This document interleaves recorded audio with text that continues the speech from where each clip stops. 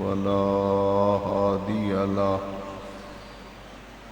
ونشهد أن لا إله إلا الله وحده لا شريك له ونشهد أن سيدنا ومولانا وملجأنا ومأوانا محمدًا عبده ورسوله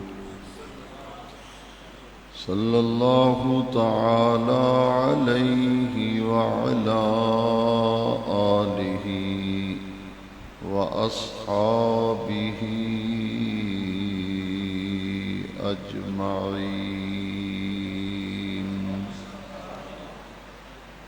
أما بعد فأعوذ بالله من الشيطان الرجيم. بسم الله الرحمن الرحيم. محمد رسول الله والذين معه أشداء على الكفار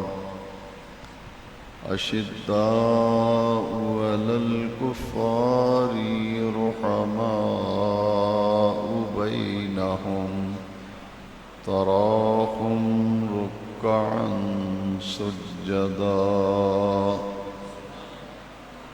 يبتغون فضلا من الله ورضوانا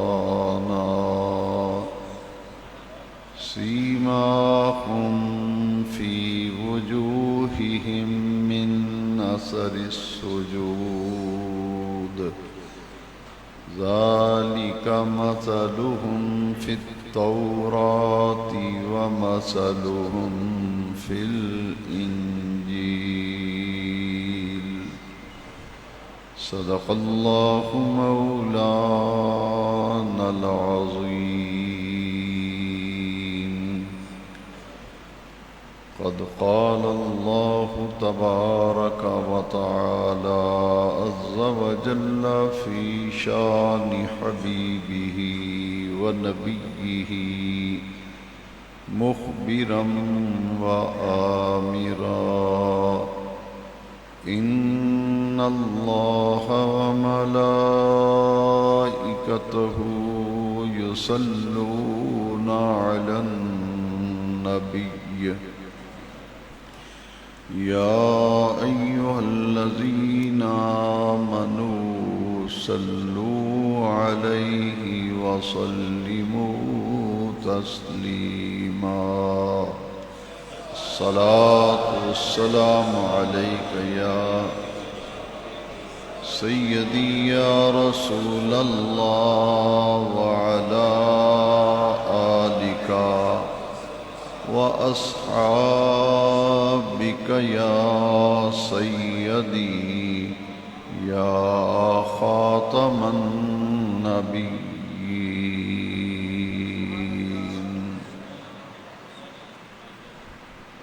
معزز و محترم حاضرین و سامعین کرام، اللہ رب العزت کے فضل و کرم اور اس کی توفیق سے شہادت سیدنا عمر فاروق اعظم رضی اللہ تعالیٰ عنہ کے دن کی مناسبت سے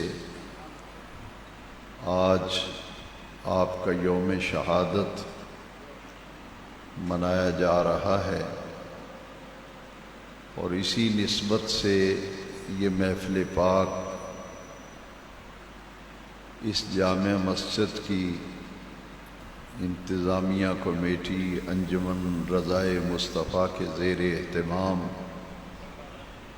یہ باوقار، خوبصورت، ایمان افروز تقریب سعید اور محفل پاک منعقد کی گئی۔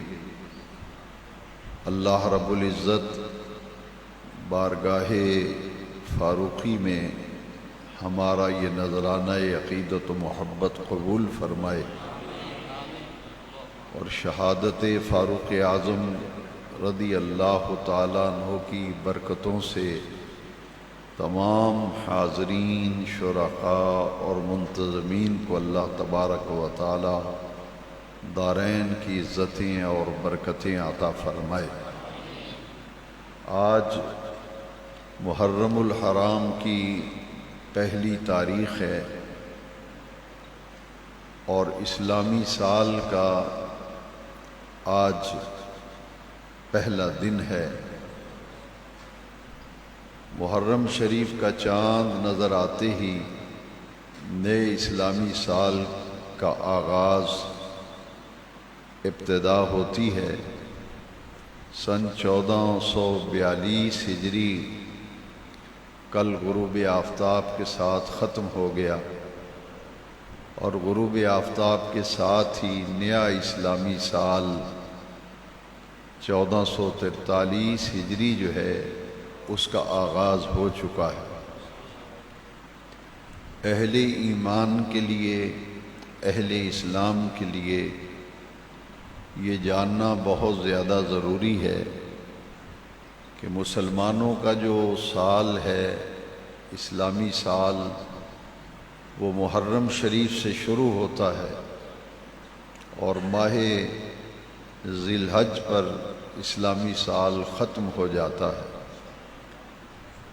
نئے اسلامی سال کے موقع پر ہم سب مل کر اللہ رب العزت جل مجد الکریم کی بارگاہ میں صمیم قلب سے دعا گو ہیں کہ یہ نیا اسلامی سال عالم اسلام کے لیے، پوری دنیا کے مسلمانوں کے لیے امن و عافیت، سلامتی اور استقامت کا سال ہو، اور اللہ رب العزت عالم اسلام کو غلبہ عطا فرمائے اور عشق رسول صلی اللہ علیہ وسلم کے نقطے پر کاش امت مسلمہ جو ہے وہ متحد ہو جائے۔ اس دعا کے بعد یہ جاننا ضروری ہے کہ اسلامی سال کے آخری مہینے کی 18 تاریخ کو امیر المومنین، جامع قرآن، کامل الحیاء والایمان، نبی کریم علیہ السلام کے دوہرے داماد سیدنا عثمان غنی ذی النورین رضی اللہ تعالیٰ عنہ، آپ نے شہادت کا مرتبہ پایا، شہادت کا مقام حاصل کیا اور اسلامی سال کے پہلے مہینے محرم شریف کی 1 تاریخ کو امیر المومنین، شہید محراب و منبر، مراد نبوت، امام عدل و حریت، حضرت سیدنا عمر فاروق اعظم رضی اللہ تعالی عنہ نے شہادت کا جام نوش فرمایا۔ قرآن مجید فرقان حمید میں سے 26ویں پارے میں سے سورہ الفتح کی آخری آیت کریمہ کا حصہ میں نے تلاوت کرنے کا شرف حاصل کیا۔ میرے نبی کریم علیہ السلام کی یہ جان نثار وفا شعار صحابہ کرام رضوان اللہ تعالی علیہ مجمعین، جنہوں نے اپنی ساری زندگیاں غلبہ دین حق کے لیے حضور نبی کریم علیہ السلام کے نام لگا دیں اور اپنی پوری زندگیاں غلبہ دین حق کے لیے وقف کر دی تھی۔ اور یہ وہ مقدس گروہ ہے، یہ وہ مقدس جماعت ہے جنہوں نے براہ راست آقائے دو جہاں سرور کون و مکان صلی اللہ علیہ وسلم سے اکتساب فیض کیا تھا۔ وہ لوگ جنہیں صحابہ کرام کہا جاتا ہے، ان کی عظمت اور ان کے مقام اور مرتبے کو قرآن و حدیث کی روشنی میں جاننا ضروری ہے۔ یہ وہ نفوس قدسیہ ہیں جن کا تعارف عرش والے رب نے خود قرآن مجید میں کروایا۔ ان کا تعارف اللہ رب العزت قرآن مجید میں جا بجا بیان فرماتا ہے۔ جس آیت کریمہ کی میں نے تلاوت کی ہے، اس آیت کریمہ میں اللہ تبارک و تعالی نے ان کے اوصاف حمیدہ، ان کی صفات، ان کی خوبیوں اور ان کو جو کمالات عطا کیے گئے، اللہ رب العزت نے ان کا ذکر فرمایا۔ ارشاد باری تعالی ہے محمد الرسول اللہ، حضرت محمد صلی اللہ علیہ وسلم اللہ کے سچے رسول ہیں۔ والذین معہ، اور وہ لوگ جو آپ کی معیت میں ہیں، آپ کے قرب میں ہیں، آپ کے ساتھ ساتھ ہیں۔ اشداء علی الکفار، وہ کفر سے نفرت کرنے والے، کفر سے بیزار اور کفر پر شدت کرنے والے ہیں۔ رحماء بینہم، آپس میں بڑے رحم دل ہیں، نرم دل ہیں۔ تراہم رکعا سجدا، اے پیارے محبوب کریم صلی اللہ علیہ وسلم، آپ انہیں دیکھتے ہیں اور دیکھیں گے کہ آپ کے یہ غلام کبھی آپ کو رکوع میں نظر آئیں گے، کبھی آپ کو سجدوں میں نظر آئیں گے۔ تراہم رکعا سجدا یبتغون فضلا من اللہ ورضوانا، انہیں تلاش ہے اللہ کی رضا کی اور اللہ کے فضل کی تلاش کے لیے یہ آپ کے ساتھ ساتھ رہتے ہیں، آپ کی معیت، صحبت اور قرب میں رہتے ہیں، اور اسی لیے وہ کفر سے نفرت بھی کرتے ہیں، کفر سے بیزار بھی ہیں، کفر پر شدت بھی کرتے ہیں، آپس میں بڑے نرم خو اور رحم دل ہیں، عبادت گزار ہیں، وفا شعار ہیں۔ ان اوصاف کو بیان کر کے اللہ رب العزت نے اپنے محبوب کریم علیہ السلام کے جان نثار، آپ کے فیض یافتہ اور براہ راست حضور کی بارگاہ سے جنہوں نے اکتساب فیض کیا اور حضور کی صحبت سے تربیت پائی، ان کے اوصاف کو اللہ تعالیٰ نے، خوبیوں کو، کمالات کو ترتیب سے بیان فرمایا۔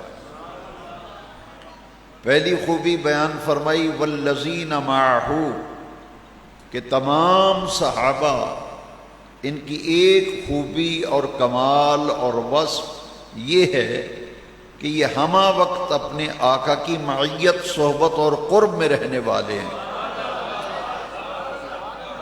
اور معیت اور صحبت و قرب کی بدولت انہیں کفر سے نفرت ہو گئی ہے۔ اشداء علی الکفار، اور معیت میں رہنے کے فیضان سے کفر سے بیزار بھی ہیں، کفر پر شدت بھی کرتے ہیں، اور ساتھ ساتھ رہنے کا یہ فیضان ہے کہ آپس میں بڑے رحم دل ہیں، اور آپ کی معیت میں رہنے کا یہ فیضان ہے کبھی یہ غلام آپ کو رکوع میں نظر آتے ہیں، کبھی آپ کو سجدے میں نظر آتے ہیں۔ ان کے اخلاص فی العمل کی گواہی بے نیاز رب قرآن میں دے رہا ہے۔ آج کی دنیا میں اگر ہم جائزہ لیں، کوئی کسی کے ساتھ ساتھ رہتا ہو تو ممکن ہے اس کا کوئی ذاتی مفاد ہو، کوئی طمع ہو، کوئی لالچ ہو، کوئی ذاتی حرص و ہوس ہو، تو وہ اس کے ساتھ ساتھ رہتا ہو، لیکن ان کی صفائی عرش والا رب دے رہا ہے۔ فرمایا اے محبوب، یہ ارد گرد آپ کے گھومتے ہیں، معیت میں رہتے ہیں، صحبت میں رہتے ہیں، قرب میں رہتے ہیں، تو ان کا اور کوئی مقصد نہیں. یبتغون فضلا من اللہ ورضوانا، یہ تو اپنے رب کا فضل تلاش کرتے پھرتے ہیں اور اپنی رضا، اپنے رب کی رضا کے لیے آپ کے ارد گرد گھومتے رہتے ہیں،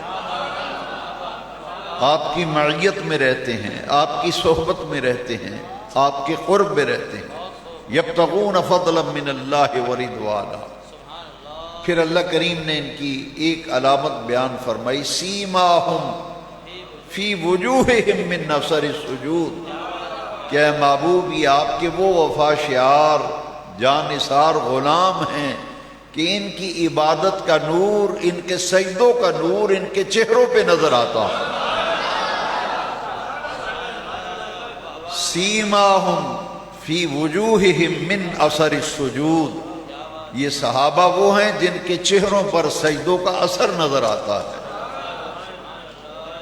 ذالک مثلہم فی التوراۃ ومثلہم فی الانجیل.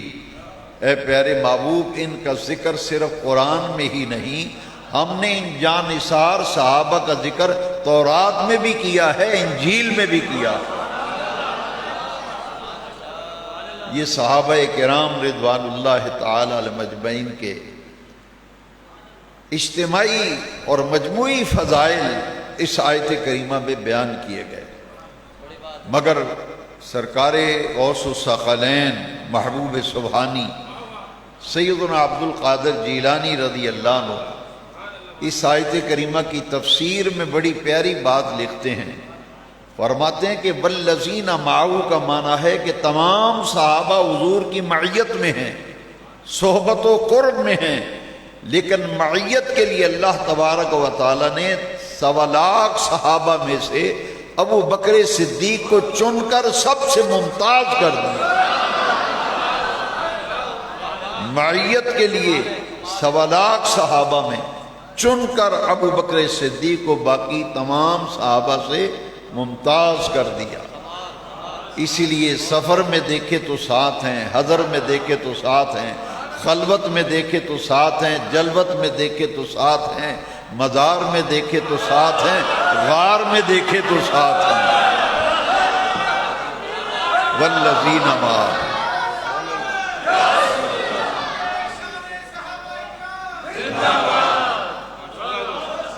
والذین معہ، ہر صحابی کو حضور کی معیت اور قرب اور صحبت حاصل ہے، لیکن معیت مصطفیٰ کے لیے بے نیاز رب نے محبوب کے یار غار ابو بکر کو چن کر باقی سب سے ممتاز کر دیا. اشداء علی الکفار، اے محبوب تیرا ہر صحابی، ہر غلام کفر سے نفرت کرنے والا ہے. سیدنا غوث الاعظم فرماتے ہیں بے نیاز رب نے ہر صحابی کو کفر سے نفرت و بیزاری اور کفر پر شدت عطا کی، لیکن کفر پر شدت، کفر سے بیزاری اور نفرت میں 1.25 لاکھ صحابہ میں سے چن کر اس خوبی میں حضرت عمر فاروق کو سب سے اونچا درجہ عطا کیا، سب سے اونچا مقام عطا کیا. رحماء بینہم، تمام صحابہ آپس میں نرم دل ہیں. ہو حلقہ یاراں تو بریشم کی طرح نرم، رزم حق و باطل ہو تو فولاد ہے مومن. تمام صحابہ رحم دل ہیں، نرم خو ہیں، لیکن غوث الاعظم فرماتے ہیں کہ عثمان غنی ذی النورین کو چن کر اللہ نے رحم دلی میں باقی تمام صحابہ سے اونچا مرتبہ عطا کر دیا. تراہم رکعن سجدا، ہر صحابی عبادت گزار ہے، ہر صحابی عبادت گزار ہے. بے نیاز رب فرماتا ہے محبوب آپ انہیں دیکھتے ہیں، دیکھیں گے. آپ کے یہ غلام کبھی آپ کو رکوع میں نظر آتے ہیں، کبھی آپ کو سجدے میں نظر آتے ہیں. ہر صحابی عبادت گزار ہے، مگر عبادت گزاریوں میں بے نیاز رب نے حیدر کرار، مولا کائنات، اسد اللہ الغالب حضرت سیدنا علی المرتضیٰ کو چن کر باقی سب سے اونچا درجہ عطا کر تراہم رکعا سجدا، عبادت گزاریوں میں بے نیاز رب نے چن کر حضرت حیدر کرار مولا کائنات کو 1.25 لاکھ صحابہ میں سے چن کر اونچا درجہ عطا فرمایا۔ تو ہر ایک صحابی کو کسی نہ کسی خوبی میں، وصف میں اللہ تعالیٰ نے چن کر ممتاز کیا۔ خلفائے راشدین کی مجموعی فضیلت اس آیت کریمہ میں بیان فرمائی گئی۔ قابل غور بات یہ ہے کہ حضور نبی کریم صلی اللہ علیہ وسلم کے یہ فیض یافتہ صحابہ کرام ہیں رضوان اللہ تعالی مجمعین، اس آیت کریمہ میں خلفائے راشدین کی سیرتوں کو عرفاء نے اخذ کیا ہے۔ تو یہاں ایک حدیث شریف سے میں استدلال کرنا چاہتا ہوں اور اپنی بات کو آگے بڑھانا چاہتا ہوں۔ میرے آقا کریم نے فرمایا علیکم بسنتی و سنت الخلفاء الراشدین المہدیین، علیکم بسنتی و سنت الخلفاء الراشدین المہدیین، میری سنت بھی تم پر لازم ہے اور میرے خلفائے راشدین کی سنت بھی تم پر لازم ہے۔ جس طرح نبی کریم علیہ السلام کی سنت ہمارے اوپر لازم کی گئی، حضور کا طریقہ ہمارے اوپر لازم کیا گیا، اسی طرح خلفائے راشدین کا طریقہ اور ان کی سنت بھی ہمارے اوپر لازم کی گئی۔ علیکم بسنتی و سنت الخلفاء الراشدین المہدیین۔ تو یہ وہ صحابہ کرام ہیں۔ ان میں سے آج ہم جس ہستی پاک کا ذکر کرنے کے لیے جمع ہوئے ہیں ان کا نام عمر ہے، عمر،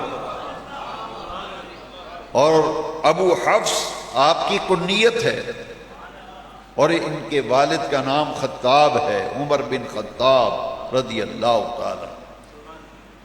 دو ان کے اوصاف ایسے ہیں، یہاں سے میں بات شروع کرنا چاہتا ہوں۔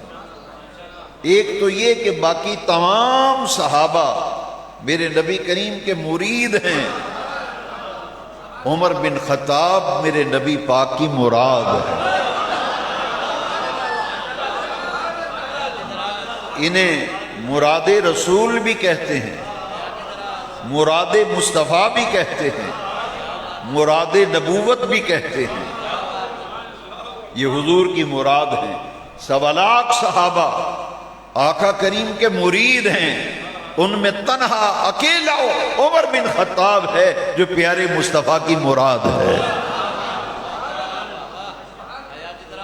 حضور نے دعا فرمائی اللہم اعز الاسلام بعمر بن الخطاب او عمر بن الحشام، یا اللہ مکے میں 2 بڑے بااثر مؤثر آدمی ہیں، ان میں سے جو تجھے پسند ہے اس کے ذریعے سے اسلام کو غلبہ عطا فرما۔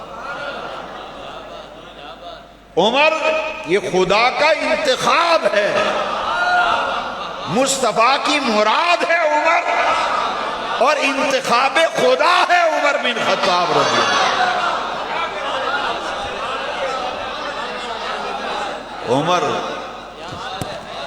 خدا کا انتخاب ہے۔ اس پر میں دلیل لا رہا ہوں، اس پر دلیل لا رہا ہوں۔ حضور نے دعا فرمائی یا اللہ مکے میں 2 چودھری ہیں، بڑے مؤثر ہیں دونوں بندے، ان کے آگے کوئی بولتا نہیں، ان دونوں میں سے جو تجھے پسند ہے، جو تیرا انتخاب ہے، اس کے ذریعے اسلام کو قوت و غلبہ عطا فرما۔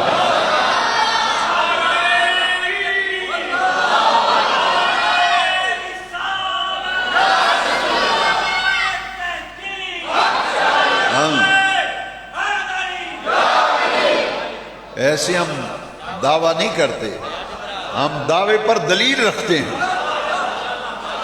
ہر دعوے پر ہم دلیل رکھتے ہیں۔ عمر مراد ہے مصطفیٰ کی، انتخاب ہے خدا کا۔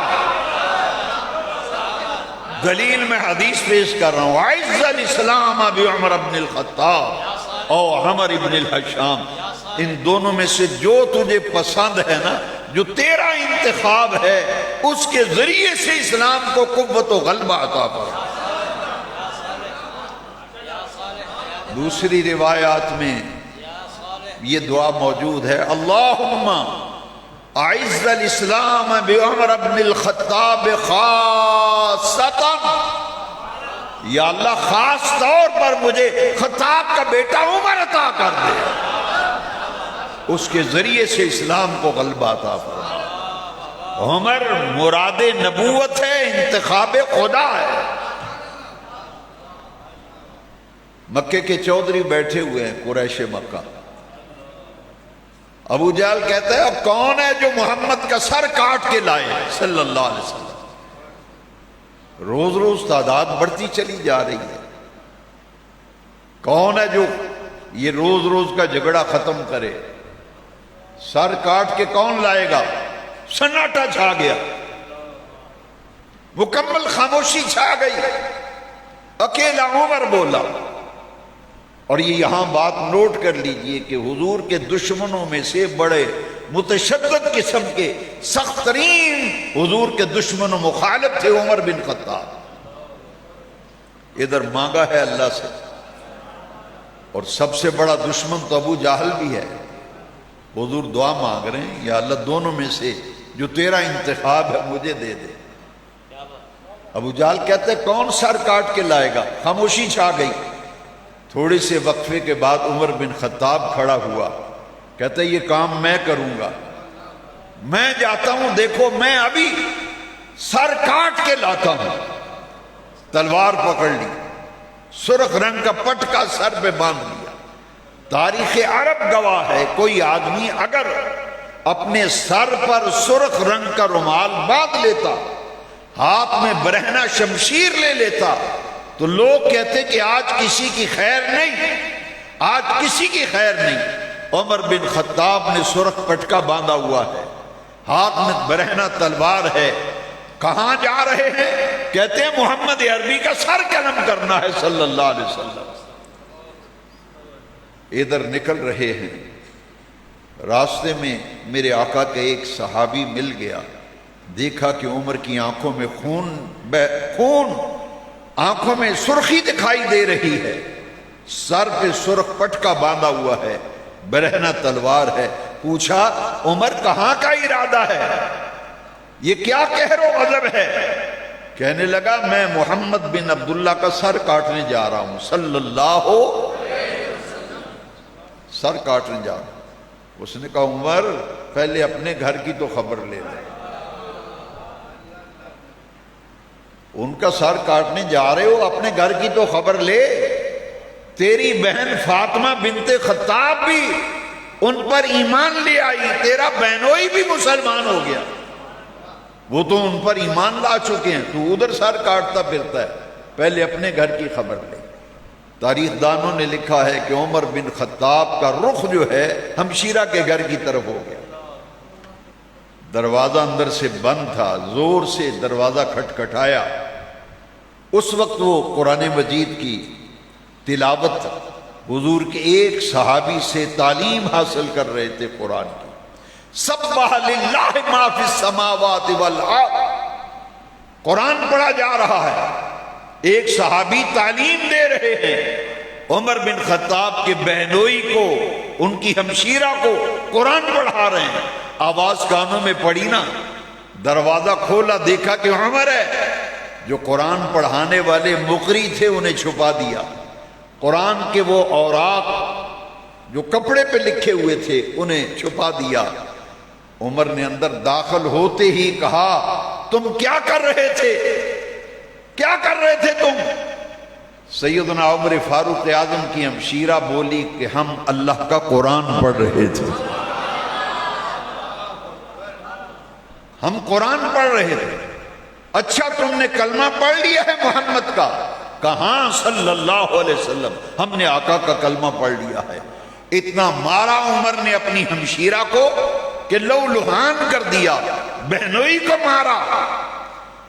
اتنا شدید مار کھانے کے بعد ہمشیرہ کہتی عمر ہمارے پورے جسم سے خون کا ایک ایک قطرہ اگر تم نچوڑ ڈالو تو دل میں محمد عربی کا کلمہ نقش ہو چکا ہے.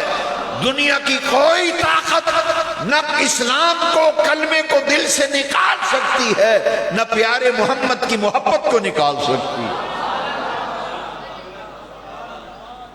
عمر بن خطاب نے دیکھا اتنی مار کھانے کے باوجود چہرہ لالگو ہے، پھر بھی محمد کا نام لے رہی ہے صلی اللہ علیہ وسلم.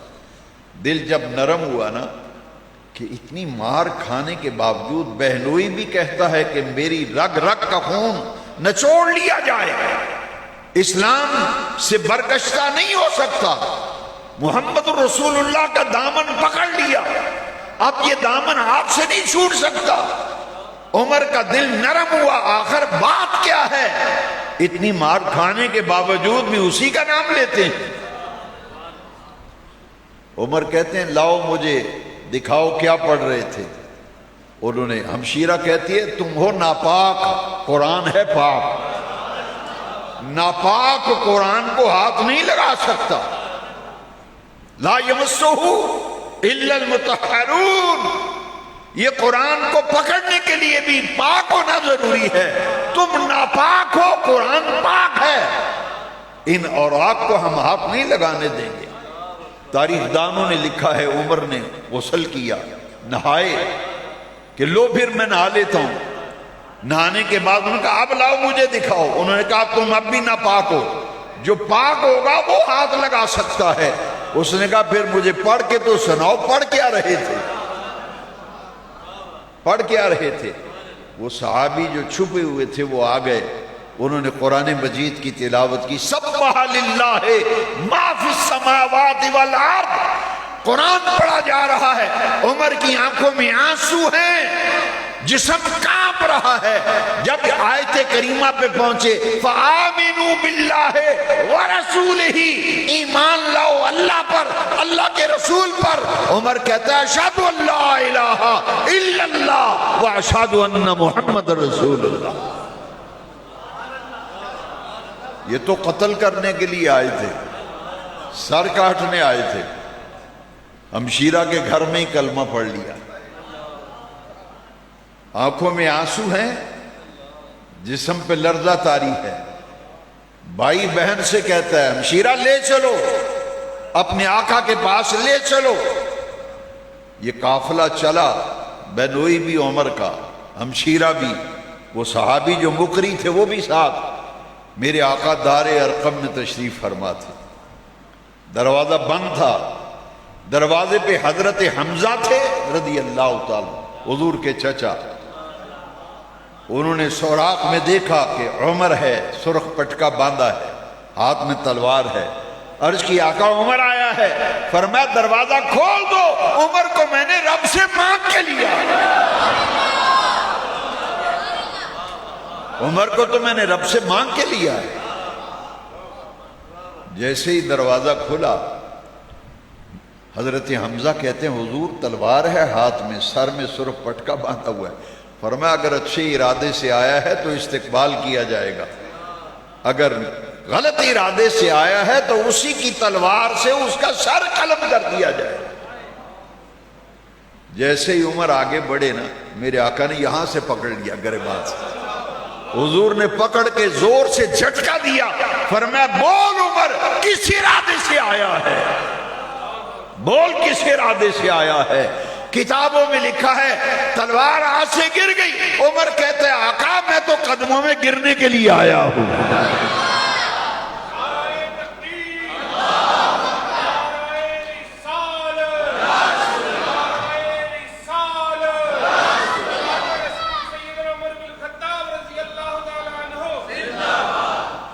ادھر انتظار ہو رہا ہے، انتظار ہو رہا ہے.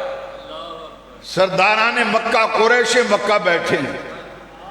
ابھی عمر لے کے آیا سر، ابھی عمر لے کے آیا محمد کا سر صلی اللہ علیہ وسلم. انتظار ہو رہا ہے.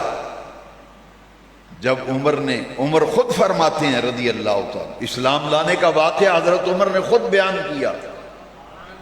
حضرت عمر کہتے ہیں جب آقا نے فرمایا نا عمر کس ارادے سے آیا ہے، میں نے کہا آقا قدموں میں گرنے کے لیے آیا ہوں، کلمہ تو پہلے ہی پڑھ چکے تھے، تجدید کی نا، کلمہ پڑھا آقا کے سامنے تو سب موجود صحابہ نے بلند آواز سے نعرہ لگایا جس سے پورے مکے کی وادی گونج اٹھی تھی۔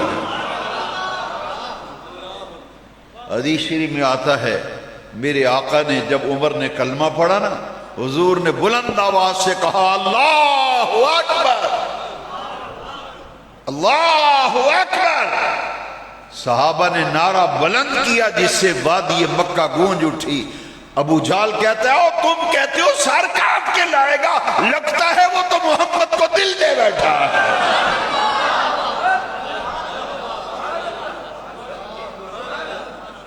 لو ہور کلو عمر نو، انہوں نے کہا کلو پھر عمر۔ اب ایک ہے جی کلمہ پڑھا نہ جاؤ، تاریخ اسلام میں پہلا دن تھا، شاہکوٹ والوں صرف 39 لوگوں نے کلمہ پڑھا۔ کتنے؟ اعلان نبوت کو 6 سال گزر گئے، 6 سالوں میں کلمہ پڑھنے والوں کی تعداد صرف 39۔ اعلان نبوت کے 6 سال عمر کلمہ پڑھتا ہے، 39 مسلمان تھے، 40واں کلمہ پڑھنے والا عمر بن خطاب ہے۔ عمر کتنی ہے؟ 27 سال۔ عمر نے جب کلمہ پڑھا عمر کتنی تھی؟ عمر کی عمر 27 سال۔ صرف 40 بندیاں کلمہ پڑھیا۔ یہ ہے عمر جسے رب سے مانگ کے لیا تھا، مراد ہے مصطفیٰ کی، انتخاب ہے خدا کا۔ دعا کیا مانگی تھی اگر آپ کو یاد ہو؟ اعز الاسلام بیوم رب، یا اللہ اسلام کو عزت دے، غلبہ دے، شوکت دے، جلال دے۔ یہی دعا مانگی تھی نا۔ شاہکوٹ والوں تاریخ اسلام میں پہلا دن تھا، ان 39 غلاموں میں سے کوئی بیت اللہ کے پاس جا کے عبادت نہیں کر سکتا تھا، خانہ کعبہ کے پاس بیٹھ کر نہ ذکر کر سکتا تھا نہ نماز پڑھ سکتا تھا۔ یہ پہلا دن تھا۔ عمر نے کہا یا رسول اللہ صلی اللہ علیہ وسلم مجھے بتائیے کیا ہمارا اللہ سچا رب نہیں ہمارا؟ فرمایا اللہ سچا رب ہے ہمارا، آپ اللہ کے سچے نبی نہیں ہیں؟ فرمایا میں اللہ کا سچا رسول ہوں، ہمارا دین سچا نہیں ہے؟ فرمایا ہاں دین اسلام سچا دین ہے۔ تو حضور پھر چھپ کر عبادت کیوں کریں؟ پوشیدہ عبادت کیوں کریں؟ فرمایا عمر ابھی ہم تعداد میں تھوڑے ہیں، انتظار کرو، کچھ تعداد زیادہ ہو جائے گی پھر کھلے عام کریں گے۔ عمر نے تلوار نکال لی، کہا آؤ جس نے اپنے بچوں کو یتیم کرانا ہے، اپنی عورتوں کو بیوہ کرانا ہے، محمد اور ان کے غلاموں کو آج کعبے میں عبادت سے روکو۔ اعز الاسلام دعا مانگی جا رہی ہے، اللہم اعز الاسلام بعمر بن الخطاب خاصتاً، اسلام کو غلبہ، شان و شوکت، قوت عطا کر۔ عمر آگے آگے ہے۔ شاہکوٹ والوں تاریخ اسلام کا پہلا دن تھا، 2 لائنیں بن گئیں۔ ایک لائن میں آگے آگے حمزہ بن عبد المطلب جا رہا ہے اور دوسری لائن میں عمر بن خطاب جا رہا ہے۔ ایک لائن میں حمزہ بن عبد المطلب، دوسری لائن میں خطاب کا بیٹا عمر، درمیان میں رحمت کائنات، درمیان میں رحمت کائنات۔ عمر کہتا ہے آؤ جس نے بچوں کو یتیم کرانا ہے، عورتوں کو بیوہ کرانا ہے، روکو محمد کو بیت اللہ جانے سے۔ صلی اللہ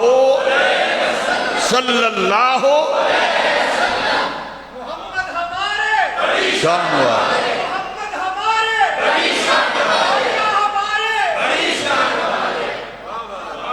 ابو جہل نے منہ میں انگلیاں ڈالنی،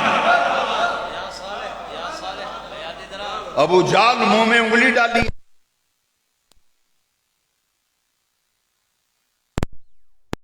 یہ ہمارے خاندان کا عمر بن خطاب قریش میں سے تھے، بنو عدی قبیلے سے تعلق تھا، ایک طرف حمزہ بن عبد المطلب، ایک طرف عمر بن خطاب ہے۔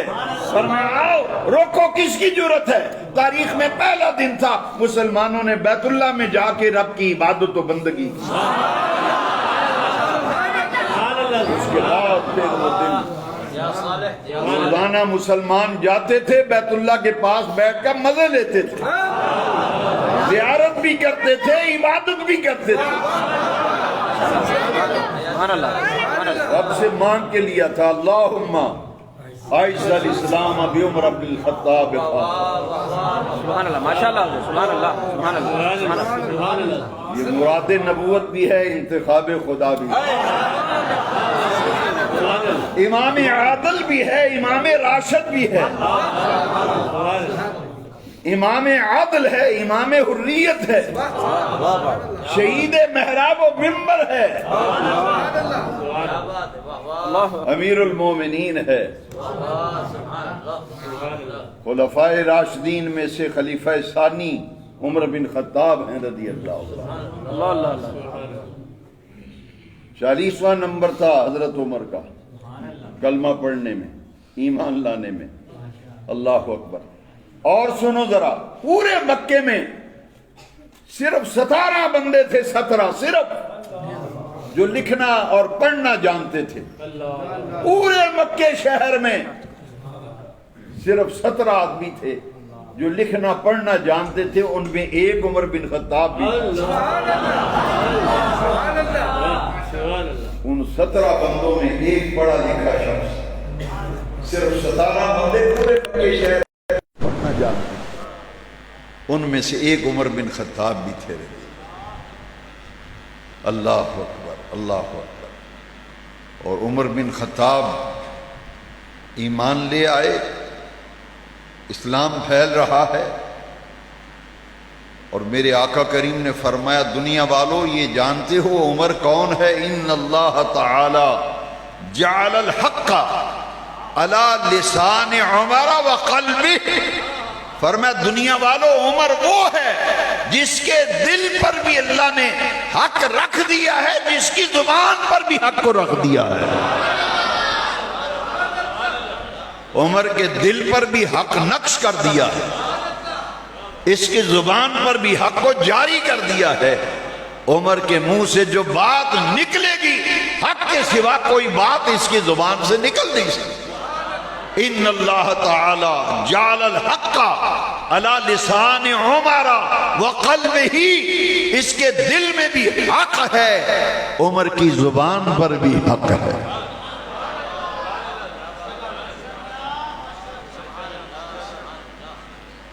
صحابہ کا مجمع ہے، حضور نے فرمایا لو کان بعدی نبی لکان عمر، لو کان بعدی نبی لکان عمر، میرے بعد اگر سلسلہ نبوت جاری رہنا ہوتا تو میرے بعد پھر خطاب کا بیٹا عمر نبی ہوتا۔ فرمایا انا خاتم النبیین لا نبی بعدی، میں نبیوں میں سے آخری نبی ہوں، اب قیامت تک کوئی نیا نبی پیدا نہیں ہوگا، اگر میرے بعد نبی آنا ہوتا تو عمر نبی ہوتا۔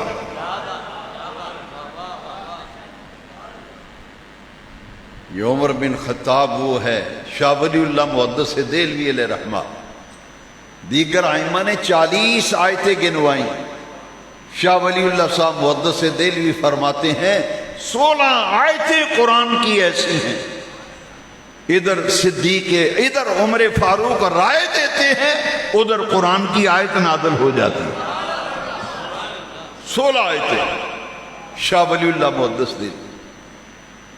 شراب کی حرمت کے احکام ابھی نازل نہیں ہوئے تھے، 3 آیتیں نازل ہو چکی تھی جن میں شراب کے ناپسندیدہ ہونے کا ذکر کیا گیا، لیکن اس کے قطعی طور پر حرام ہونے کے بھی آیتیں نازل نہیں ہوئی تھی، ناپسندیدگی پر 3 آیتیں نازل ہو چکی تھی۔ عمر بن خطاب نے سرکار سے عرض کیا آقا شراب کی حرمت کے احکام نازل ہونے چاہیے، ہمارے لیے واضح اللہ تعالیٰ فرما دے شراب کے احکام کو۔ ادھر عمر رائے دے رہا ہے، ادھر آیت نازل ہو گئی انما الخمر والمیسر والانصاب والازلام رجس من عمل الشیطان، آیت نازل ہو گئی۔ آج کے بعد شراب ہمیشہ ہمیشہ کے لیے حرام کر دی گئی۔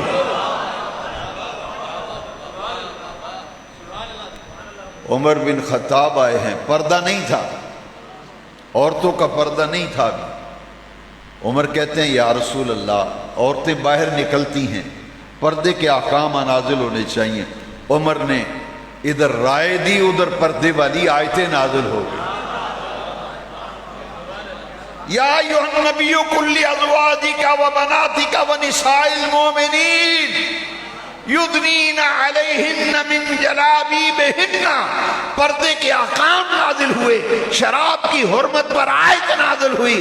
ادھر عمر بن خطاب رائے دیتے ہیں، ادھر قرآن میں آیتیں نازل ہو گئی۔ یہ جو اذانیں پڑھتے ہو مسجد میں، یہ اذان عطیہ ہے فاروق اعظم کا۔ نماز کے لیے لوگوں کو کیسے بلایا جائے؟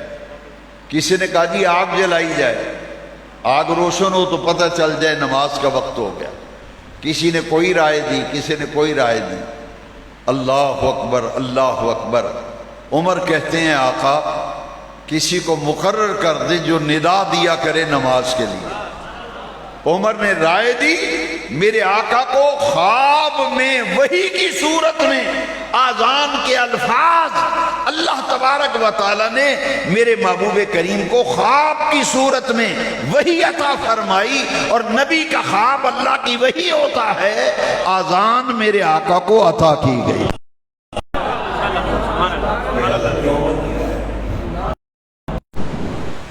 کتنے احکام ہیں، ادھر عمر رائے دیتے ہیں، ادھر قرآن کی آیتیں نازل ہو جاتی ہیں۔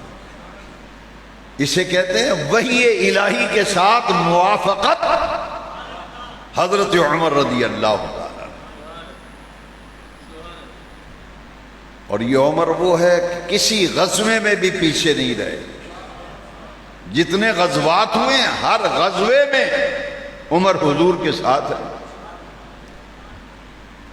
اور میرے نبی کریم رؤوف الرحیم صلی اللہ علیہ وسلم کو کتنا پیار تھا۔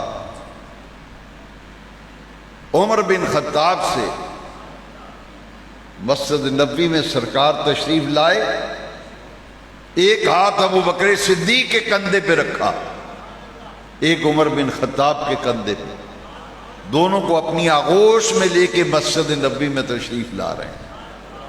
صحابہ نے جب دیکھا تو مچل گئے۔ میرے آقا نے فرمایا میرے جان نثارو، میں دیکھ رہا ہوں تمہارے چہرے کھلے ہوئے ہیں، تمہارے چہروں پر مسکراہٹ ہے، خوشیاں ہیں، شادابی اور شگفتگی ہے، آج تم بہت خوش نظر آتے ہو۔ صحابہ نے کہا ہاں آقا، آپ کے حسن و جمال کے جلووں سے ہم لطف اندوز ہوتے ہی رہتے ہیں، مگر آج جتنا دلکش اور حسین نظارہ آج ہم نے کیا ہے زندگی میں کبھی نہیں کیا۔ فرمایا وہ کون سا نظارہ جو تم نے کیا ہے؟ آقا درمیان میں آپ جلوہ گر، ادھر ابو بکر ادھر عمر، یوں لگتا ہے ستاروں کے جھرمٹ میں چاند اتر آیا۔ آفتاب نبوت جلوہ گر ہے، ادھر ابو بکر ادھر عمر۔ حضور یہ حسین منظر دیکھ کر ہمیں قلبی راحت ہوئی ہے، ہمارے چہروں پر مسکراہٹیں آ گئی ہیں۔ فرمایا اچھا یہاں دیکھ کے خوش ہو رہے ہو تو فرمایا پھر سنو، ہاکذا نبعث یوم القیامہ، جب قیامت کا دن ہوگا، جب اپنی قبروں سے باہر آئیں گے، دائیں میرے ابو بکر ہوگا، بائیں میرے عمر بن خطاب ہوگا۔ ہاکذا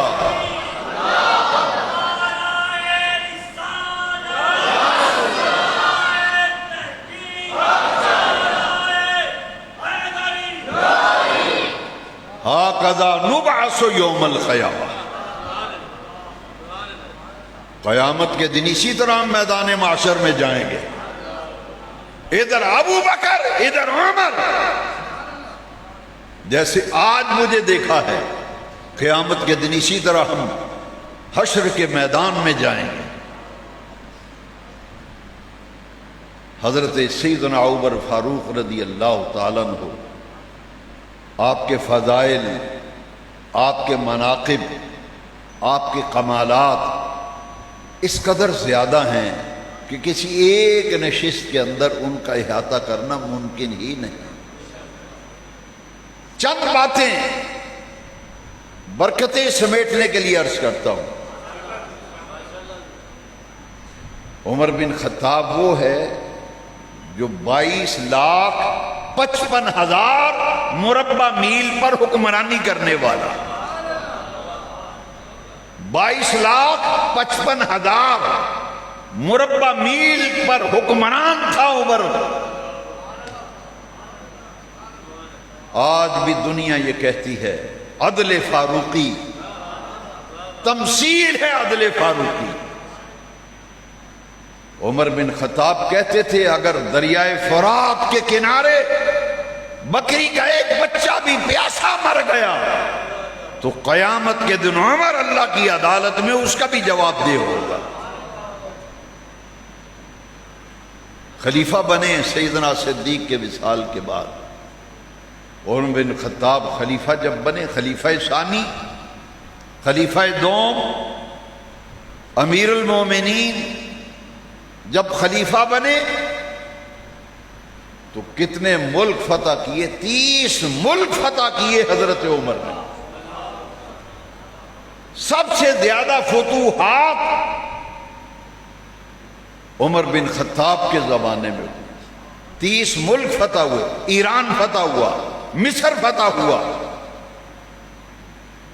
اور ایران کے بادشاہ کے سامنے کسی نے عمر کا نام لے لیا، اس کی ٹانگیں تھر تھر کانپنے لگی۔ اس نے کہا میرے سامنے عمر کا نام نہ لیا کرو، تم عمر کا نام لیتے ہو میری ٹانگیں کانپنے لگتی ہیں۔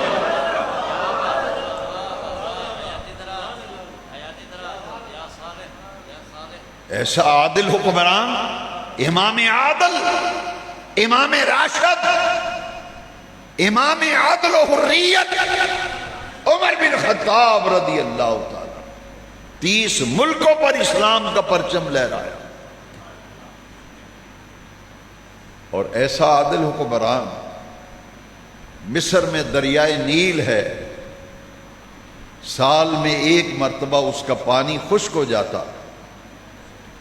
زمانہ جاہلیت سے ایک رسم آ رہی تھی، ایک کنواری لڑکی، اس کو زیب و زینت والا لباس پہناتے، زیورات پہناتے، اور اس کو دریا کی نظر کرتے تو پانی بہتا تھا۔ عمر بن عاص مصر کا گورنر حضرت عمر کو خط لکھتا ہے کہ جناب مصر میں ایک بڑی عجیب رسم ہے، اس کا پانی خشک ہوتا ہے، ایک خوبصورت لڑکی جوان، اس کو زیب و زینت والا لباس پہنا کر، زیورات پہنا کر دریائے نیل کے نظر کیا جاتا ہے، پھر پانی بہتا ہے، اس کا کچھ حل کیجئے، یہ بڑی غلط قسم کی رسم ہے، اس سے نجات دلائیے۔ عمر بن خطاب نے کہا اس کا بھی بندوبست کر لیتے ہیں۔ خط لکھا خلیفہ وقت عمر کی طرف سے دریائے نیل کے نام، فرمایا خط لکھ کر یہ لے جاؤ اور دریا میں گرا دو۔ کہا حضرت انسان تو خط پڑھ لیتا ہے، دریا کو کیسے پتہ چلے گا؟ فرمایا بس لے جاؤ دریا میں گرا دو۔ خط میں لکھا تھا خلیفہ وقت عمر بن خطاب کی طرف سے دریائے نیل کی طرف، لکھا بسم اللہ الرحمن الرحیم، اگر تو اپنی مرضی سے بہتا ہے تو ہمیں تیری کوئی ضرورت نہیں، اگر تو اللہ کے حکم سے بہتا ہے تو پھر پانی جاری ہو جائے۔ لوگ تیاری کر رہے تھے کہ ایک لڑکی کو اس کی نظر کیا جائے، اس کی وہ کہتے تھے ہم نے قربانی دی ہے تب پانی آیا ہے، جیسے ہی عمر کا رکا نیل میں رکھا گیا، تاریخ دانوں نے لکھا پانی کی ٹھاٹھیں مارتے ہوئے موجیں یوں آئیں جیسے سیلاب آتا ہے۔ یہ عمر بن خطاب دریائے نیل کے نام رکا لکھتا ہے، پانی جاری ہو جاتا ہے۔ مدینہ شریف میں ایک مرتبہ زلزلہ آیا، زمین لرزنے لگی، عمر نے اپنا درہ مارا اور عمر نے کہا عمر حکمران ہے، کیا عمر نے خدا کی زمین پر انصاف نہیں کیا؟ اگر انصاف کیا ہے تو پھر تو کیوں کام رہی ہے؟ تاریخ دانوں نے لکھا ہے جیسے ہی درہ رکھا زمین پر اسی وقت زمین کی حرکت بند ہو گئی تھی۔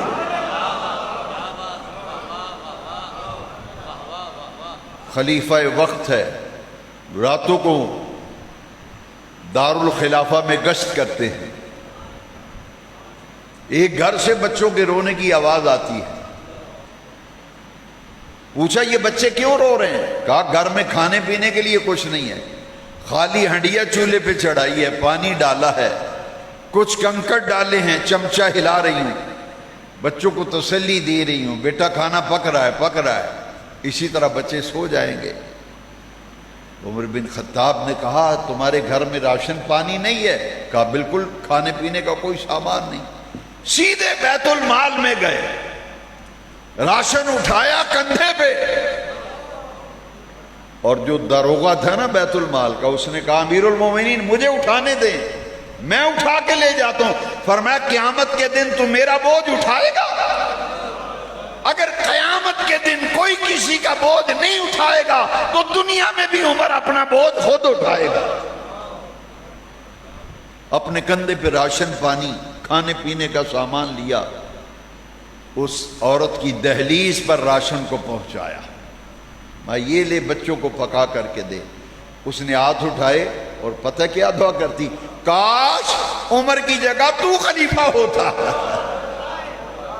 کاش عمر کی جگہ تو خلیفہ ہوتا۔ عمر کی آنکھوں میں آنسو آ گئے، کہا اللہ تیرا شکر ہے، اللہ تیرا شکر ہے، میں لوگوں کی توقعات پر پورا اتر رہا۔ راتوں کو گلیوں میں پہرا دیتے تھے۔ سیدنا عمر فاروق رضی اللہ عنہ، آپ کی اس قدر کرامات ہیں، ممبر پہ خطبہ دے رہے ہیں، اور ممبر پہ خطبہ دیتے ہوئے 3 مرتبہ فرمایا یا ساریۃ الجبل، یا ساریۃ الجبل، یا ساریۃ، 3 مرتبہ۔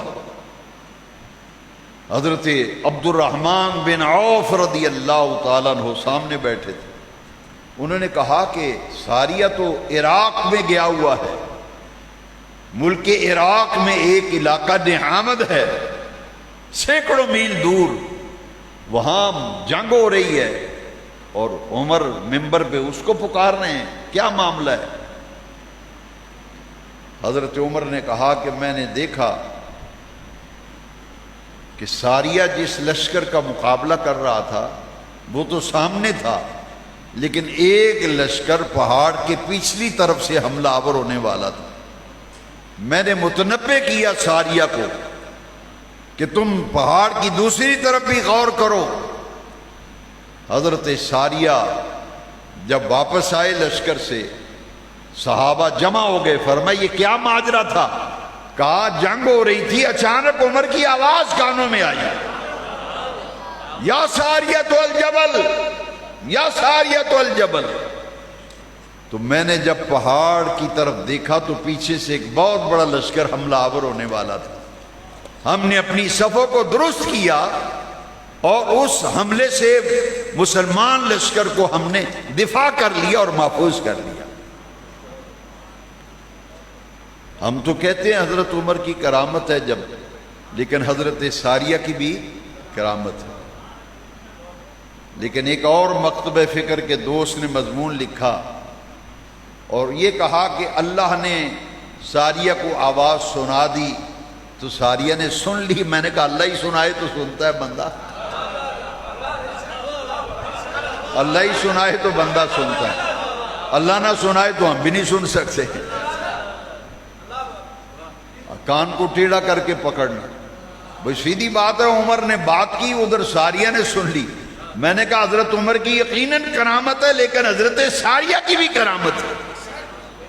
وہ سینکڑوں میل دور عمر کی آواز کو سن بھی رہے ہیں، اس پر عمل بھی کر رہے ہیں، اور تمام سیرت فاروقی کی کتابوں میں سب نے نقل کیا کہ حضرت عمر کو اللہ نے یہ بصیرت اور بصارت عطا کی تھی کہ سینکڑوں میل دور سے بھی میدان جنگ کا نقشہ دیکھ کر آپ ہدایات دے رہے ہیں۔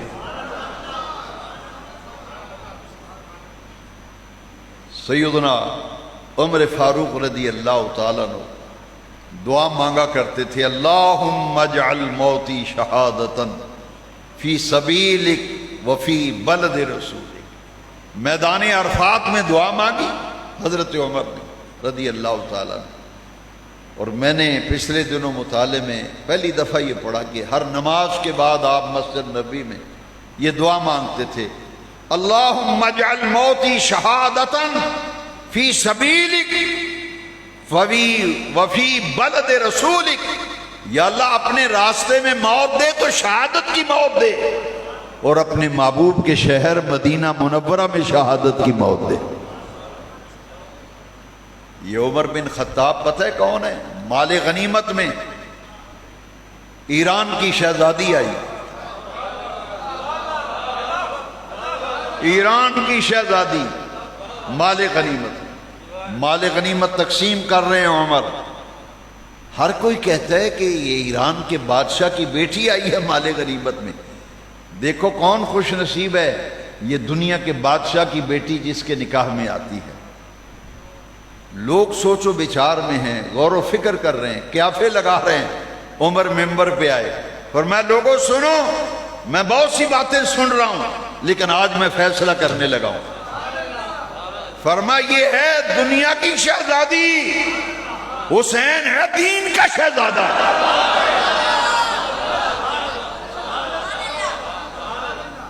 یہ ہے ایران کے بادشاہ کی بیٹی، دنیا کی شہزادی، حسین ہے دین کا شہزادہ۔ میں دنیا کی شہزادی کا نکاح دین کے شہزادے سے کرتا ہوں۔ اس خاتون کا نام شہر بانو ہے، شہر بانو، جن سے حضرت امام پاک کی اولاد ہوئی، شہر بانو۔ اور نکاح کس نے پڑھایا؟ رشتہ دیا عمر نے۔ نکاح کا خطبہ پڑھنے والا عمر بن خطاب ہے۔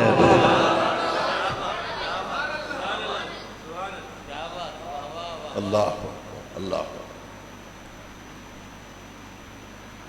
اہل بیت کی محبت کا نظارہ چشم فلک نے دیکھا۔ عمر کی نگاہ پڑی تو حسین ابن علی پہ پڑی، فرمایا دنیا کی شہزادی ہے، نکاح دین کے شہزادے سے ہوگا۔ یہ وہ عظیم المرتبت خاتون ہے، واقع کربلا میں ایک سنہرا باب ہے شہر بانو، جس نے وفا کی ساری رسم وفا کی کربلا میں نبھا کے دکھا دی تھی۔ ان ہستیوں کی عظمتوں کا مقابلہ کون کر سکتا ہے؟ اگر حضرت عمر کے بیٹے عبداللہ کو کوئی کہتا ہے، کس نے کہا؟ حسین پاک نے کہا، تم ہمارے غلام زادے ہو، غلام کے بیٹے ہو۔ عمر بن خطاب کا بیٹا کہتا ہے، ابا جان آپ امیر المومنین ہیں، حسین نے مجھے کہا ہے کہ آپ ہمارے غلام زادے ہو۔ فرمایا جاؤ ذرا ان سے لکھوا لاؤ، کاغذ پہ لکھوا لاؤ۔ تو آپ نے فرمایا لاؤ، ہم لکھ کے دے دیتے ہیں، جب کہہ دیا تو لکھ کے بھی دیتے ہیں۔ لکھ کے دیا کہ یہ ہمارا غلام زادہ ہے، عمر ہمارا غلام ہے اور بیٹا ان کا ہمارا غلام زادہ ہے۔ جب لکھوا کے لے آئے نا، چوما آنکھوں سے لگایا، فرمایا جب عمر دنیا سے رخصت ہو جائے تو یہ جو پرچہ ہے لکھا ہوا حسین پاک کا میرے کفن میں رکھ دینا۔ کفن میں رکھنے کا کیا مقصد؟ فرمایا جب قبر میں جاؤں گا اپنے آقا سے کہوں گا آقا یہ غلامی کی سند حسین سے لے کے آیا ہو، مجھے آپ کے خانوادے نے اپنی غلامی میں قبول کر لیا، یہ میری کفن میں یہ رکھ دے۔ عمر دعا مانگتے ہیں اللہم اجعل موتی شہادتا فی سبیلک وفی بلد رسولک۔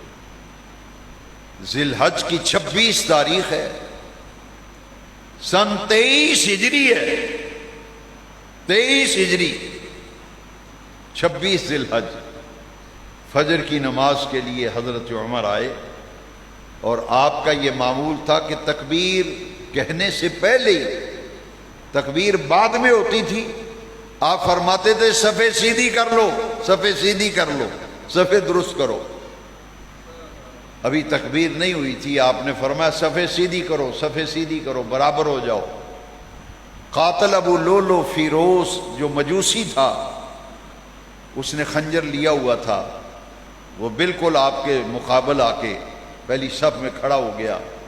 ابھی تکبیر نہیں ہوئی تھی کہ اس نے خنجر سے حضرت فاروق اعظم پہ وار کر دیا، کندھے پہ وار کیا اور ایک دامن کی طرف وار کیا، جس سے حضرت عمر فاروق اعظم شدید زخمی ہو کر مصلی پہ گر گئے۔ یہ محراب نبوی تھا، یہیں حضور نماز پڑھایا کرتے تھے۔ دعا مانگی تھی اللہم اجعل موتی شہادتا فی سبیلک وفی بلد رسولک۔ عین فجر کے وقت لوگوں نے پکڑنا چاہا، پکڑ دھکڑ میں 13 افراد زخمی ہوئے، 13، کیونکہ اس کے پاس خنجر تھا، وہ خنجر چلاتا تھا۔ 13 آدمی زخمی ہوئے، جن میں سے 6 جو ہیں وہ جام شہادت نوش کر گئے تھے۔ ایک عراقی مسلمان تھا، عراق کا رہنے والا، اس کے پاس ایک بڑی چادر تھی، اس نے پیچھے سے اس کے اوپر چادر گرائی، جس میں وہ چادر کے اندر الجھ گیا۔ انہوں نے جیسے کہتے ہیں جبھا ڈال لینا، چادر میں جب الجھا تو انہوں نے غور مضبوطی کے ساتھ اسے پکڑ لیا۔ جب پکڑا اس نے، عراقی نے، تو قاتل نے سمجھا کہ اب تو میں پکڑا گیا، اس نے اپنے آپ کو خنجر مار لیا اور خودکشی اسی وقت کر لی، خود بھی موت کے گھاٹ اتر گیا۔ 6 افراد، 13 آدمی زخمی ہوئے، 6 شہید ہو گئے۔ 26 ذی الحج کو حضرت عمر آئیں، سیدنا عمر بن خطاب کی بیٹی حفصہ بھی حضور کے نکاح میں آئیں۔ اسی نسبت سے آپ کی کنیت ہے ابو حفص۔ پہلے 2 خلفائے راشدین کی بیٹیاں حضور کے نکاح میں، اور تیسرے اور چوتھے خلیفہ راشد کے نکاح میں رسول اللہ کی بیٹیاں آئیں۔ تو حضور نے یہ فرمایا نا، ابو بکر کی بیٹی حضور کے نکاح میں، عمر فاروق کی بیٹی حضور کے، اور حضور کی 2 صاحبزادیاں عثمان و علی کے نکاح میں، 2 بیٹیاں یکے بعد دیگرے عثمان کے نکاح میں، زہرا پاک علی کے نکاح میں رضی اللہ عنہ وسلام اللہ علیہ۔ تو حضور نے فرمایا لوگوں جہاں میں نے رشتے دیے اور جہاں سے لیے، عمر بن خطاب ہے جس کی نیکیاں آسمان کے تاروں کے برابر، وہ عمر بن خطاب ہے جس کی نیکیاں آسمان کے تاروں کے برابر۔ ام المومنین کہتی ہیں این حسنات و ابی بکر، تیرے باپ ابو بکر کی ایک نیکی، اور وہ نیکی کون سی ہے؟ ائمہ کرام فرماتے ہیں غالب گمان یہ ہے وہ نیکی جس نیکی کا ذکر عرش والے رب نے قرآن میں کیا ہے۔ غار میں جو 3 دن حضور کے ساتھ گزارے تھے، ثانی اثنین اذ ہما فی الغار اذ یقول لصاحبہ لا تحزن ان اللہ معنا۔ فرماتے ہیں غالب گمان ہے وہ غار والی نیکی ہے جو عمر کی ساری نیکیوں کے برابر۔ جی ہاں، اس لیے عمر کہتے تھے اے ابو بکر میری ساری نیکیاں لے لو، غار والی نیکی مجھے دے دو۔ حضرت عمر کہا کرتے تھے ابو بکر میری ساری نیکیاں لے لو، وہ غار والی نیکی مجھے دے دو۔ شہید محراب و ممبر، امیر المومنین، غیظ المنافقین، عادل الاصحاب، مزین الممبر والمحراب، عمر بن خطاب رضی اللہ تعالی۔ اور ان کا تو آپس میں محبت ہی بہت تھی۔ ایک ایسا مسئلہ الجھا کہ آپ نے مشورہ صحابہ سے کیا نا، تو جب حضرت مولا علی نے رائے دی نا حضرت عمر کو کہ اس مسئلے میں یوں کر لیں تو اچھا رہے گا، تو دیکھیے محبت کی باتیں۔ حضرت عمر نے کہا لولا علی لہلک عمر، اس مسئلے میں اگر علی میری رہنمائی نہ کرتے تو عمر ہلاک ہو جاتا۔ جی کون کہتا ہے ہم تم میں جدائی ہوگی؟ یہ ہوائی تو کسی دشمن نے اڑائی ہے۔ محمد الرسول اللہ والذین معه اشداء علی الکفار رحماء بینہم تراہم رکعا سجدا۔ اسی لیے حضور کے کندھے پہ حسین بیٹھے ہیں، سامنے سے عمر آ گئے۔ کچھ سمجھ آ رہی کیا کہہ رہے ہیں؟ حسین بیٹھے ہیں رسول اللہ کے کندھے پہ، سامنے سے عمر آ گئے۔ اللہ اکبر۔ عمر کہتے ہیں حسین تم کتنے باعظمت ہو، کتنے بلند و بالا و باوقار ہو، تمہاری سواری بہت اچھی ہے، تمہاری نعم المرکب، تمہاری سواری رسول کائنات، تاجدار کائنات تمہاری سواری بنے ہیں۔ حسین تمہاری سواری بہت اچھی ہے۔ میرے آقا کے چہرے پہ مسکراہٹ آئی، مسکرا کے فرمایا عمر یہ ٹھیک ہے حسین کی سواری بہت اچھی ہے، مگر دیکھ نعم الراکب، سوار بھی کتنا عظیم و بلند و بالا، سوار بھی کتنا بلند و بالا ہے، عظیم۔ اسی لیے قرآن نے کہا نا رحماء بینہم والذین معہ اشداء علی الکفار رحماء بینہم، ہو ہلکا یاراں تو بریشم کی طرح نرم، رزم حق و باطل ہو تو فولاد ہے۔ حضرت عمر رضی اللہ تعالیٰ عنہ، دیکھیے لوگ باتیں کرتے ہیں نا، میں اشارے میں بات کرتا ہوں۔ کسی نے کہا جی حضرت عمر سے جب شہید ہوئے نا، زخمی ہیں، آخری دن ہے محرم کی کہا امیر المومنین اپنے بیٹے عبداللہ کو خلیفہ نامزد کر جائیے۔ چہرہ سکھے سے جلال سے سرخ ہو گیا، فرمایا جس کو اپنی بیوی کو طلاق دینے کا طریقہ نہیں آتا اس کو خلیفہ بناؤ۔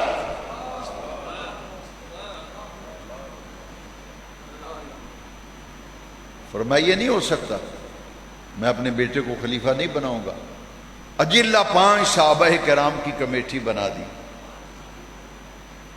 تم میری زندگی کے آثار اب نہیں ہیں، لہذا تم ایسا کرو، یہ 5 کمیٹی کے افراد ہیں، ان میں سے کسی کو منتخب کر لو۔ وہ 5 کمیٹی کے ممبر جب بیٹھے، جب علی پاک کا نام آیا تو سب نے اپنی گردنیں جھکا دی۔ یہ وہی لوگ تھے، عثمان غنی ذی النورین حضرت عمر کی شہادت کے بعد خلیفہ بنے، اور ان کی شہادت کے بعد پھر علی پاک کا نام آیا تو گردن جھک گئی۔ یہ وہی لوگ تھے، عثمان غنی کا نام آیا، سب نے کہا کہ ہمارے سرنگوں ہیں۔ رحماء بینہم تراہم رکعا سجدا۔ اور جب حضرت عمر رضی اللہ تعالیٰ عنہ وصیتیں کر رہے تھے، فرمایا کہ ام المومنین حضرت عائشہ صدیقہ سے اجازت مانگو، مجھے روضہ رسول میں ابو بکر صدیق کے ساتھ آقا دو جہاں کی آغوش میں میری آرام گاہ بن جائے، مجھے اجازت مل جائے قبر کی جگہ کی۔ جب اجازت لینے کے لیے حضرت عمر کے گھر والے گئے نا تو حضرت عائشہ صدیقہ نے پتہ کیا فرمایا رضی اللہ تعالیٰ، فرمایا یہ جگہ تو میں نے اپنی قبر کے لیے رکھی تھی، لیکن عمر کی خدمات اسلام کے لیے اتنی ہیں کہ اپنی جگہ میں عمر کے لیے وقف کرتی۔ خود ام المومنین جنت البقیع میں آپ کی قبر ہے، اور روضہ رسول میں پھر حضرت عمر کی قبر روضہ رسول میں بنی، اور آج قیامت تک روضہ رسول پہ جتنے بھی سلام پیش کرنے والے ہیں، اللہ اکبر، پہلے سرکار کی بارگاہ میں سلام پیش کرتے ہیں، پھر حضرت ابو بکر کو، پھر حضرت عمر کو رضی اللہ تعالی۔ قیامت تک آقا کریم کے روضہ اطہر پر، مواجہ شریف پر سلام پیش کیا جاتا رہے گا، اور قیامت تک ابو بکر و عمر کو بھی سلام پیش کیا جاتا رہے گا۔ نماز جنازہ پڑھائی حضرت صہیب رومی رضی اللہ تعالی، حضرت صہیب رومی رضی اللہ عنہ، انہوں نے حضرت عمر فاروق اعظم کی نماز جنازہ پڑھائی۔ 26 ذی الحج 23 ہجری کو آپ شدید زخمی ہوئے، اور محرم میں اگلا نیا سال شروع ہو گیا، 24 ہجری یکم محرم کو حضرت عمر فاروق اعظم کی شہادت ہے۔ ہم خوش نصیب ہیں کہ اللہ کریم کی توفیق سے اس کے جتنے بھی مقرب ہیں صحابہ و اہل بیت، ان کی شہادت کے دن بھی مناتے ہیں، ان کا تذکرہ بھی کرتے ہیں۔ انشاءاللہ العزیز 10 محرم الحرام کو شہادت کربلا کی یادیں ہر سال تازہ ہوتی ہیں، دلوں پر قیامت گزرتی ہے۔ انشاءاللہ العزیز اہل بیت اطہار کی مقدس بارگاہوں میں، سیدنا حسین پاک کی بارگاہ میں شہدائے کربلا کے حضور نذرانہ عقیدت پیش کرنے کے لیے 10 محرم شریف کو سالانہ محفل پاک عشاء کے بعد منعقد ہوگی۔ راولپنڈی سے ہمارے مہمان خطیب صاحبزادہ حسنات احمد صاحب چشتی تشریف لائیں گے، انشاءاللہ بیان بھی ہوگا، لنگر شریف بھی ہوگا۔ سب حضرات بڑھ چڑھ کر لنگر شریف میں بھی حصہ لیں، تعاون کریں، اور خود بھی محفل میں تشریف لائیں۔